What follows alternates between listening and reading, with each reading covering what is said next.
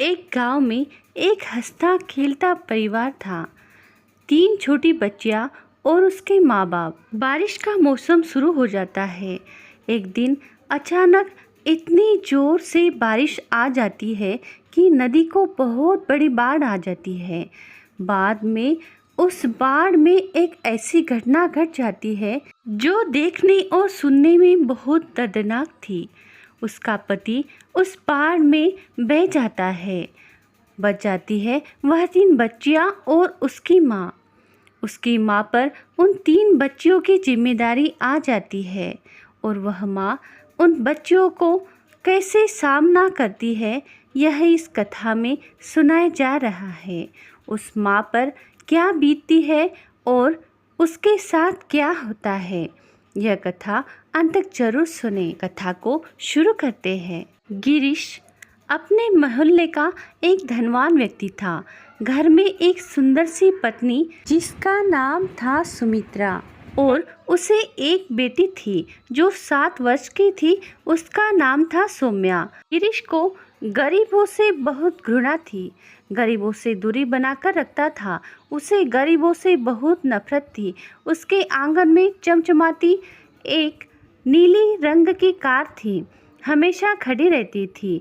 चौपाई चौक में उसका प्रॉपर्टी डीलर का काम था। दुकान पर कभी कभी सप्ताह तक तो कभी मक्खियाँ मारता और कभी कभी मकान खरीदने और बेचने पर एक ही झटके में 10 या 15 लाख कमीशन के तौर पर कमा लेता था। घर से चौपाई चौक जाने में उसे अपनी कार से 15 किलोमीटर का समय लगता था। लेकिन एक दिन वह अपनी दुकान की तरफ तेज रफ्तार में गाड़ी चलाता हुआ जा रहा था। अचानक उसने कार में ब्रेक मारी और अपनी कार वहीं सड़क पर रोक दी। सामने देखा तो बहुत से मजदूर सड़क पर खुदाई कर रहे थे। गिरीश ने एक मजदूर को अपने पास बुलाकर पूछा, यह रास्ता भाई क्यों बंद है? उस मजदूर ने बताया, साहब यहाँ मेट्रो का पुल बन रहा है। 1 महीने से पहले यहाँ का काम खत्म नहीं होगा। यह बात सुनकर गिरीश उस मजदूर से पूछने लगा, फिर यहाँ से चौपाई चौक जाने के लिए मुझे कौन सी सड़क से जाना होगा? तब मजदूर ने बताया, आप पुरानी मुंबई रेलवे स्टेशन वाले मार्ग से चौपाई चौक आसानी से पहुँच सकते हो। इतना कहकर वह मजदूर अपने काम में वापस लग गया।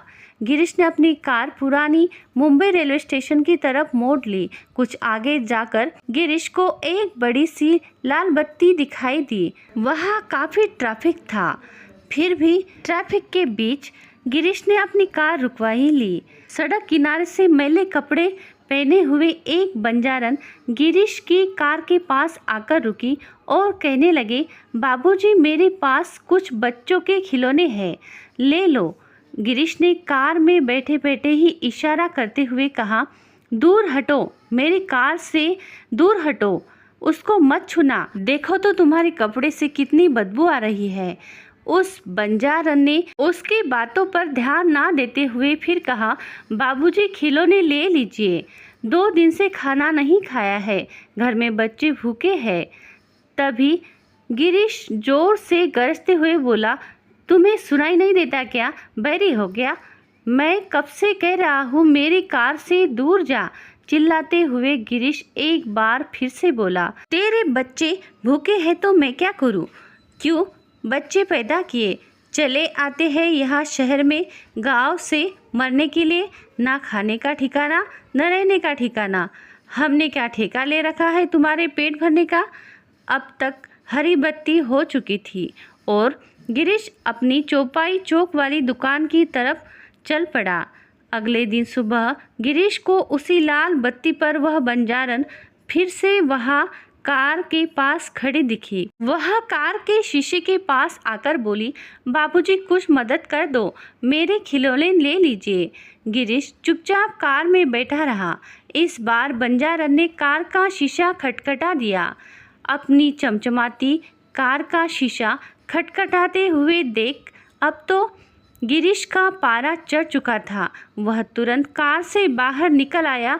उसने उस बंजारन से सारे खिलौने छीनकर सड़क पर फेंक दिए और एक जोर का धक्का देते हुए उसे सड़क पर पटक दिया। उस सड़क पर बहुत सी छोटे बड़े वाहन खड़े हुए थे, मगर किसी में इतनी हिम्मत नहीं थी कि गिरीश को कोई कुछ कह सके। भीड़ अपना सर झुकाए चुपचाप यह तमाशा देख रही थी। हरी बत्ती होते ही ट्रैफिक चालू हो गया और वह बंजारन जल्दी जल्दी से सड़क पर बिखरे हुए खिलौने समेटने लगी। उसके कुछ खिलौने तो गाड़ियों के पहियों के बीच में दबकर टूट भी चुके थे। वह अपने खिलौने को टूटा देख चिल्ला रही थी, रोको गाड़ी को, रोको भैया, मेरे खिलौने सड़क पर पड़े हुए हैं। मगर वहाँ उस बंजारन की आवाज़ सुनने वाला कोई नहीं था। वाहन तेज स्पीड में सड़क पर दौड़ रहे थे। गिरीश अपने प्रॉपर्टी डीलर की दुकान पर बैठा चाय पीते हुए सोचने लगा, आज कोई ग्राहक आ जाए।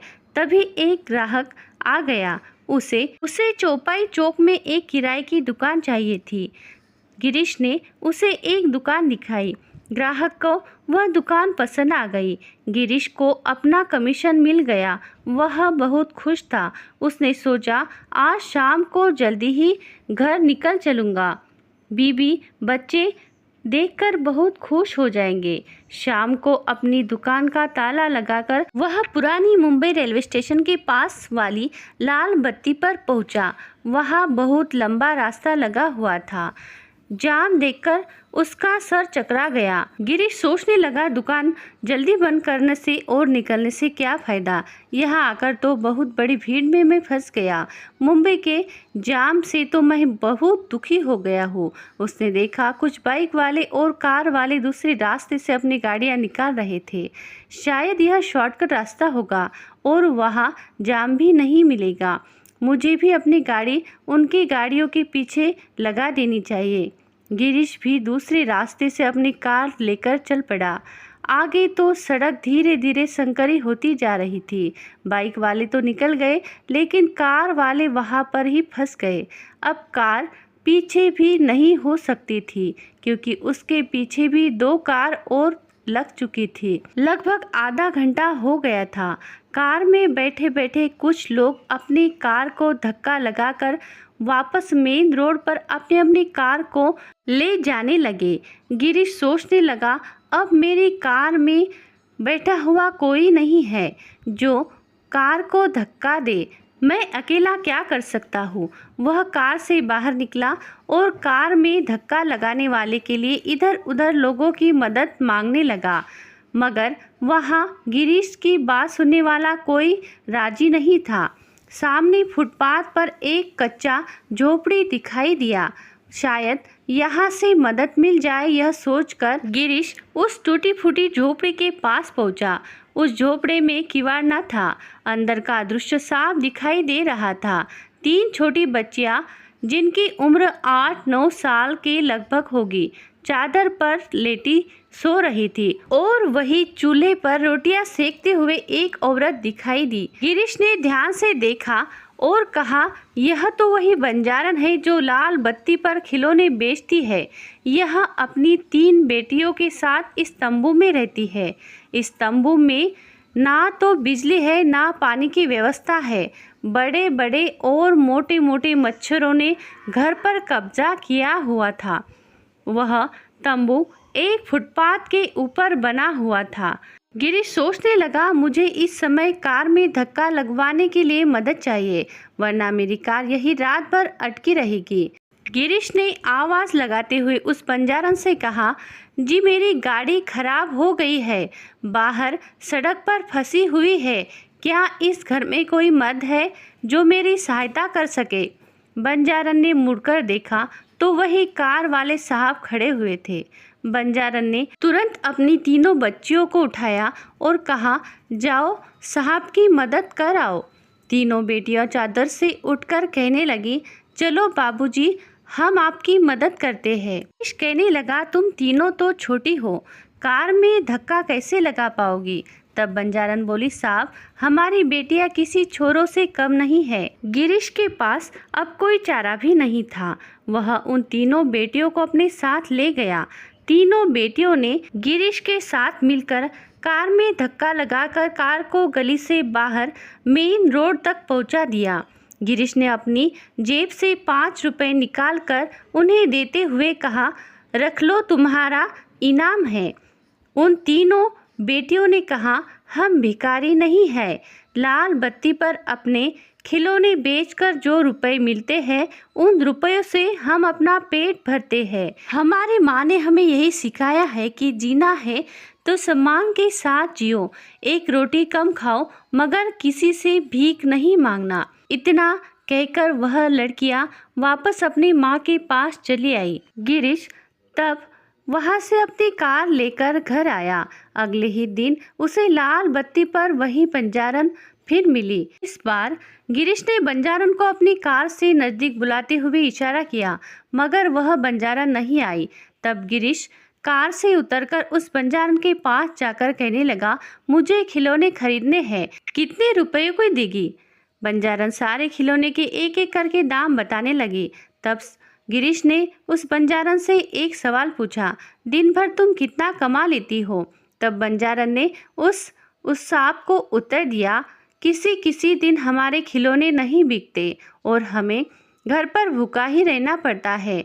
आप जैसे अमीर जब हमारे खिलौने खरीद लेते हो तो हमारे घर पर चूल्हा जलता है और हमारे बच्चे पेट भर खाना खा लेते हैं।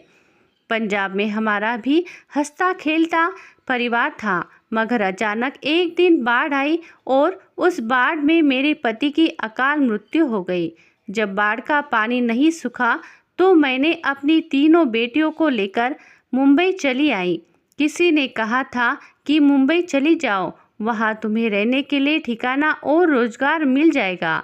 लेकिन जब मैं अपनी बच्चों को लेकर मुंबई आई तो दर दर भटकती रही, किसी को मेरी दया नहीं आई। मुझ जैसी अकेली और बेसहारा औरत को देखकर सब मेरे जिस्म को नोचना चाहते थे, पैसे देकर जिस्म को खरीदना चाहते थे। मगर मैं एक भले घर की लड़की हूँ, अपना जिस्म बेचकर 2 रोटियां कमाने का शौक मुझे नहीं था। लेकिन इस शहर में रात के अंधेरे में भूखे भेड़िया की तरह कुछ हैवान मेरे जिस्म से खेलना चाहते हैं, मेरी आबरू और तार तार कर देना चाहते हैं। लेकिन मेरे माता पिता ने बचपन से यही सिखाया है, एक रोटी सूखी मिल जाए मगर इज्जत की रोटी हो। मैं मान सम्मान के साथ जीना चाहती हूँ और अपनी बेटियों को भी पढ़ा लिखा कर होनहार बनाना चाहती हूँ। भले ही आप जैसे अमीर लोग मेरे खिलौने ना खरीदे, हमें खाने को रोटी ना मिले, लेकिन मैं अपनी बेटियों का पेट भरने के लिए अपना जिस्म नहीं बेचूंगी। चाहे मुझे सड़कों पर खुदाई करनी पड़े, मेहनत मजदूरी करनी पड़े, पसीना बहना पड़े, चाहे तपती धूप में खड़े होकर यह खिलौने ही न बेचने पड़े। बंजारन की बात सुनकर गिरीश ने उसके सारे खिलौने खरीद ले और अपनी कार में बैठकर चल पड़ा। कार चल रही थी और गिरीश सोच रहा था, इस दुनिया में कितना दर्द है। हम जिन्हें गरीब समझते हैं, कीड़ा मकोड़ा समझते हैं, वह लोग भी आत्मसम्मान के साथ जीना चाहते हैं। इसलिए आंधी में, तूफान में, बरसात में लाल बत्ती के चौक पर खड़े होकर वह अपने खिलौने बेचते हैं और हम उन्हें दुत्कार देते हैं। गिरीश ने घर जाकर यह बात अपनी पत्नी सुमित्रा को बताई और सुमित्रा की आंखों में आंसू आ गए। उसने कहा, हमारी छत के ऊपर 3 कमरे बने हुए हैं, बिल्कुल खाली पड़े हुए हैं। हमारे पास पैसे की कोई कमी नहीं है। मैं चाहती हूँ तुम उस खिलौने वाली बेचने वाली को अपने घर ले आओ। वैसे भी हमें एक नौकरानी की ज़रूरत भी है, वह हमारे घर रहकर हमारे घर का काम काज संभालेगी और उसे रहने के लिए छत भी मिल जाएगा। और मैं चाहती हूँ उस बंजारन की तीनों बेटियों का अपनी बेटी सौम्या के स्कूल में एडमिशन करवा दिया जाए। पढ़ने की उम्र में वह बेचारी लड़कियां अपनी माँ के साथ लाल बत्ती के चौराहे पर खिलौने बेचती है। अगर हम जैसे अमीर लोग इन गरीबों के काम नहीं आएंगे तो कौन काम आएगा। एक दिन समय निकालकर गिरीश अपनी पत्नी सुमित्रा के साथ उस बंजारन के झोपड़े में पहुंचे। बंजारन और उसकी तीनों बेटियों को कार में बिठाकर अपने घर की तरफ चल पड़े। दिन बीतते चले गए और वह बंजारन गिरीश के घर पर एक नौकरानी का काम करने लगी और उसकी तीनों बेटियां सौम्या के साथ स्कूल जाने लगी। तीनों बेटियां पढ़ने लगी और वह पढ़ने में भी बहुत होशियार थी। इस घटना को सुनने के बाद पूरे मोहल्ले में गिरीश का और भी मान सम्मान बढ़ गया। बेसहारा और बेघर लोगों को सहारा देना आज के ज़माने में किसी के बस की बात में नहीं होती है, लेकिन यह कारनामा गिरीश और उसकी पत्नी सुमित्रा ने कर दिखलाया। मोहल्ले के लोगों ने जब गिरीश से इस घटना का जिक्र किया तब गिरीश ने मोहल्ले के लोगों को बताया, हम लोग जब अपनी महंगी महंगी बड़ी बड़ी कारों से घूमते जाते हैं, कार्यालय ऑफिस जाते हुए लाल बत्ती पर कितने ही मासूम बच्चों को खिलौने बेचते हुए देखते हैं और हम उन्हें देखकर अपना मुंह फेर लेते हैं। हम अपने बच्चों को तो पढ़ाना लिखाना चाहते हैं, होनहार बनाना चाहते हैं, मगर हमें उन बच्चों से कोई लेना देना नहीं है जो सड़कों और फुटपाथों पर पलते हैं।